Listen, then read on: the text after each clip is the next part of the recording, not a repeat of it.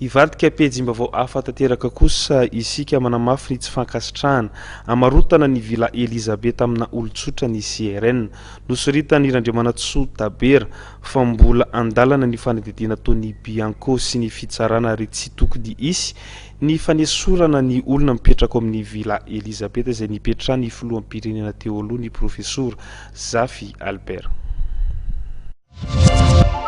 Raha rano vila Elizabeth dia misy évolution mampalahelo. Zay vao mitomina zany ny taratasy efa nomenan'ny président Zafy tamin'ny herintaona hoe janvier nareo vao miala. Ary zay vao mitomina fa ny mpiamina anazy tao akaikiny tao dia niaraka sy kombakomba tamin'le mpividy. Satria hitanay foana mivezivezy miaraka eny zany le mpiamina tao, mpiamina tena akaikin'ny président Zafy io dia miaraka amin'le mpividy dia mivezivezy amin'ny vila Elizabeth. De araraotiny le fanterany Madame Thérèse Zafy de nisy taratasy zany navoakan'io garde d'accord io miaraka amin'ny Thérèse Zafy miala tao amin'ny vila Elizabeth le olona napetraky président Zafy amin'ny arrêt de chaussée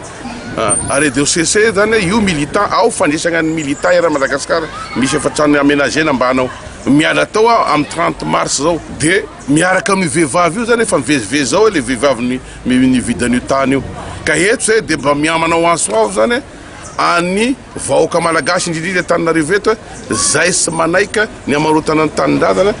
mba hiaro an'io vila Elizabeth io asika amin'ny 30 mars zany tokony ho tonga eny daholo asika zany amin'ny vila Elizabeth indrindrindrindra asika CRN eto Antananarivo CRN Madagascar zay manana hoe mekaraty amin'ny 30 fa arova asika io satria ny tribunalin'io litigen'io mbola sy vita asika zao ny tour asika CRN ny tour eny amin'ny Bianco ary isorana ny Bianco fa amin'ny herinandro ty manomboka amin'ny herinandro ty sy herinandro ambony mandeha tribunalin'izy io